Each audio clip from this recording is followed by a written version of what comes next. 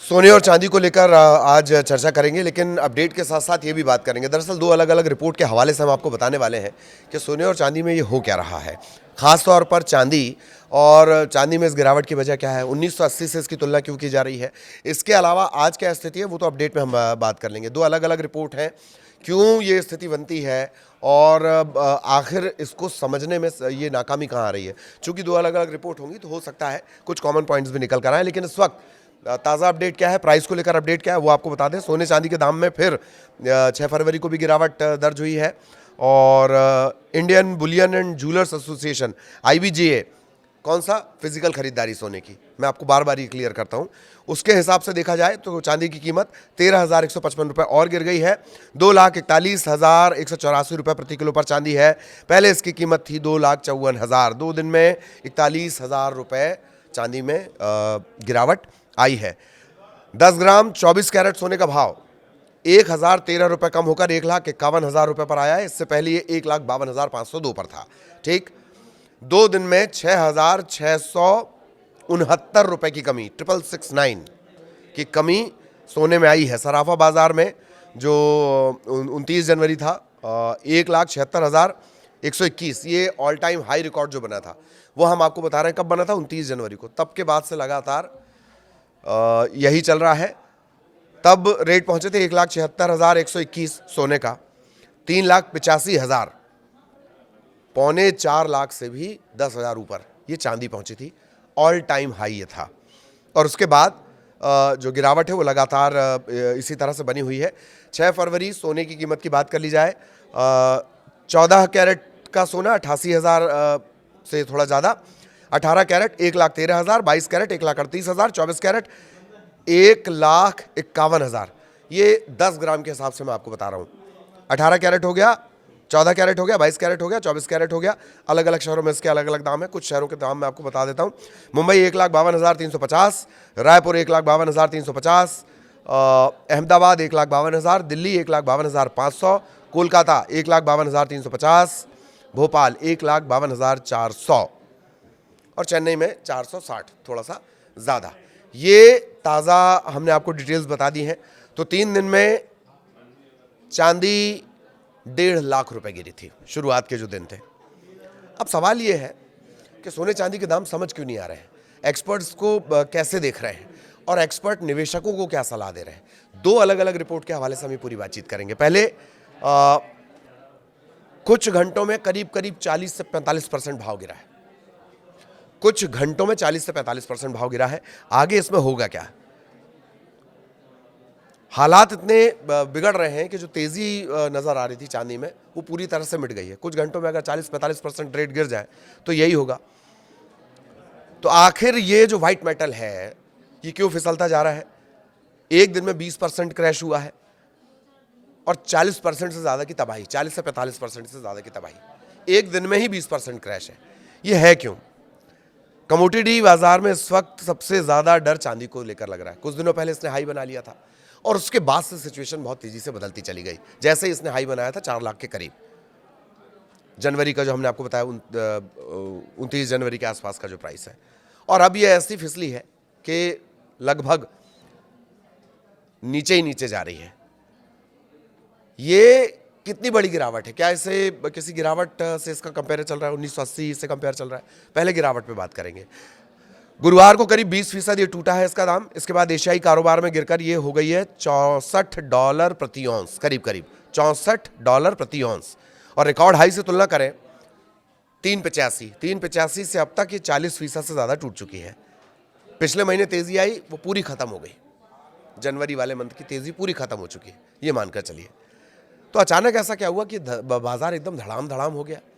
इसकी वजह क्या बताई जा रही है? लिक्विडिटी की कमी। बाजार में खरीद फरोख्त करने वाले जो खिलाड़ी हैं वो थोड़ा पीछे हटने लगे। जब इतना फ्लक्चुएशन आया तो लोगों ने अपना पैसा डालना बंद कर दिया, पीछे हटने लगे। डर। डीलर और मार्केट के जो मेकर होते हैं वो अपने दामों के फर्क को बढ़ा देते हैं, ट्रेडिंग के लिए पैसा लगाने से वो बचने लगते हैं, और लिक्विडिटी सबसे कमजोर हो जाती है और कीमतें फिर तेजी से गिरती हैं।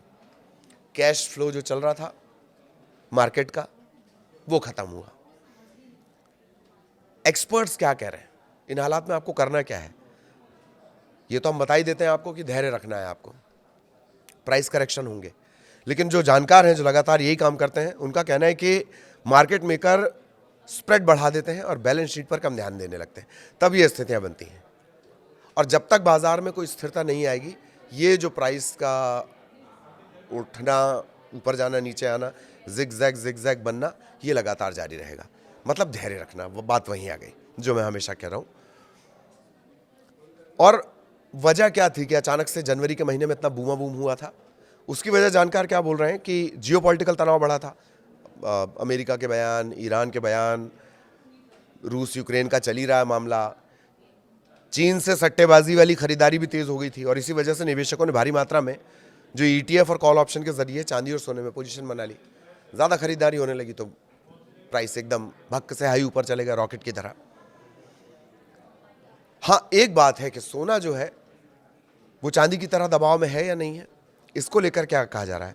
सोने पर दबाव तो बना रहता है, लेकिन उतने हालात, उतने बुरे हालात नहीं बनते जैसे चांदी के बनते हैं। सोने का बाजार ज़्यादा बड़ा है, ज़्यादा लिक्विड है। यही वजह से कि तेज़ बिकवाली भी अगर उसमें हो जाए, बिक्री भी अगर होने लगे, तो फर्क बहुत ज़्यादा नहीं आता। लेकिन चांदी के साथ ऐसा नहीं है। कई बड़े बैंक, एसेट मैनेजर अभी भी लंबे समय से सोने को लेकर अपना पॉजिटिव नजरिया रखे हुए हैं। सेफ हेवन जिसको बोलते हैं ना, उस हिसाब से वो अभी भी उन्हें लगता है कि नहीं, सोना है। सोने पे उतना दबाव नहीं है जितना चांदी पर है मार्केट के हिसाब से। और लंबे समय में सोना $6,000 प्रति औंस तक जा सकता है। ये किसका कहना है? जो बड़े बड़े फंड मैनेजर हैं वो ये कह रहे हैं। और अभी जो थोड़ी बहुत तेज़ी आ रही है, कभी तेज़ी आती है, कभी डाउनफॉल आता है, प्राइस गिर जाते हैं, फिर चढ़ते हैं, फिर गिरते हैं, बाजार जो चल रहा है उसको लेकर ये कहा जा रहा है कि स्पॉट सिल्वर करीब 2.8% गिरकर $68.96 प्रति औंस के आसपास है। सोना करीब 0.7% फिसला है, $4,775 प्रति औंस है। प्लेटिनम और पैलेडियम, इनमें भी कमी आई है, जिंक में भी कमी आई है, कॉपर में भी जो कॉपर के प्राइस है उनमें वो भी डाउन हुए। तो डॉलर की मजबूती भी कीमती मेटल्स पर दबाव बढ़ा रही है। डॉलर का इंडेक्स इस हफ्ते मजबूती दिखा रहा है। जो प्राइस आप बोल रहे हैं कि सवाल क्या था कि जो प्राइस कभी नीचे जाते हैं, कभी ऊपर आते हैं, उसकी वजह क्या है? उसकी वजह ये है, रणनीति चांदी को लेकर क्या हो। रणनीति चांदी को लेकर होनी क्या चाहिए आपकी? अगर आपने चांदी में निवेश किया हो, किसी भी तरह से किया हो, फिजिकली अगर आपने निवेश किया तो उसका मार्केट तो एकदम अलग हो जाता है। लेकिन अगर आपने ETF वगैरह में कर रखा है, वायदा बाजार में कर रखा है, शेयर मार्केट के थ्रू कर रखा है, तब जब तक स्थिरता नहीं आएगी इस तरह के तेज झटके लगेंगे। शॉर्ट टर्म निवेशक इससे बचें।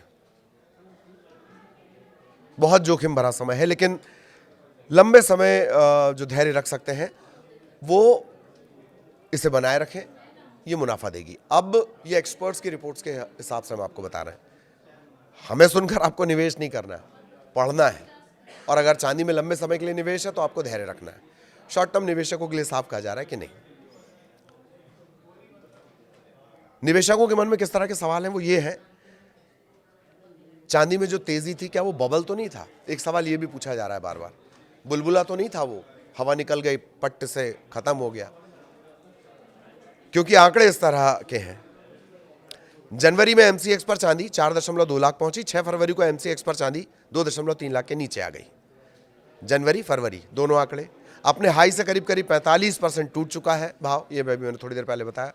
लाइफ जो एकदम हाईएस्ट पॉइंट गया था, लाइफ हाई से 2 लाख रुपए सस्ती हो गई चांदी। और जो सिल्वर के ETF है वो भी करीब 40 से 45% टूटे, यानी शेयर मार्केट के थ्रू जिनने चांदी में निवेश कर रखा था। ये गिरावट है क्यों? अमेरिका और चीन के बीच ट्रेड डील को लेकर टेंशन कम होना, ईरान अमेरिका के बीच टेंशन में कमी, भारत के साथ अमेरिका ने ट्रेड डील कर लिया, सब चंगा सी बढ़िया हो रहा है, अभी अच्छा होता हुआ नजर आ रहा है। तो ठीक है, चांदी में इन्वेस्ट करने की जरूरत नहीं भाई। एक ये वजह भी जो जानकार हैं वो गिनाते हैं। चांदी का इस तरह का इतिहास रहा है, चांदी का इसी तरह का इतिहास रहा है। और अलग अलग जो जानकार हैं वो अलग अलग ETF भी सजेस्ट कर रहे हैं कि आप इसमें करें, आप इस ETF में जाएं। लेकिन कहना सभी का एक ही है कि आपको लॉन्ग टर्म में ही ध्यान रखना है। शॉर्ट टर्म में निवेश मतलब लहरों से खेलना हो जाएगा, और वो भी तब जबकि तैरना नहीं आता है। तो कीमतें तेज होंगी लेकिन रफ्तार बहुत धीमी रहेगी। इसमें किसी भी जानकार को संशय नहीं कि कीमतें तेज होंगी, रफ्तार धीमी रहेगी और ये फ्लक्चुएशन जब तक मार्केट स्थिर नहीं होता, ये फ्लक्चुएशन इसी तरह से चलता रहेगा। चांदी की टूट के बड़े कारण क्या है? चांदी कितना टूट चुकी है? करीब करीब 45% ये टूट चुकी है। सोने में भी गिरावट आई है, लेकिन सोने का मार्केट बड़ा है। और चांदी के साथ हमने आपको एक बात और भी बताई थी कि डॉलर की मजबूती, वायदा बाजार के जो बड़े बड़े निवेशक हैं, जो सोने के साथ परिस्थितियां वो चांदी के साथ भी हैं। चांदी के साथ एक और प्लस एड ऑन है, वो ये है कि इसकी इंडस्ट्रियल डिमांड जो लगातार बढ़ती जा रही है। जैसे जैसे सोलर पैनल, एआई और ईवी की तकनीक बढ़ेगी, वहाँ उस सेक्टर में इसका इस्तेमाल होता है चांदी का। तो ये एक एड ऑन है चांदी के साथ, और यही वजह है कि इसके प्राइस जानकारों को भी बहुत चकित कर रहे हैं। तो ये जिगजैग लगातार बना रहेगा, लेकिन लॉन्ग टर्म के लिहाज से चांदी अभी भी महत्वपूर्ण है जानकारों की नजर में। बाकी बहुत ध्यान, सोच समझकर, पढ़कर और एक्सपर्ट से, फंड मैनेजर से राय लेकर आप उस रास्ते जा सकते हैं। सोने चांदी की क्या स्थिति है वो भी हमने आपको बता दी, आगे भी इसका अपडेट देंगे। नमस्कार।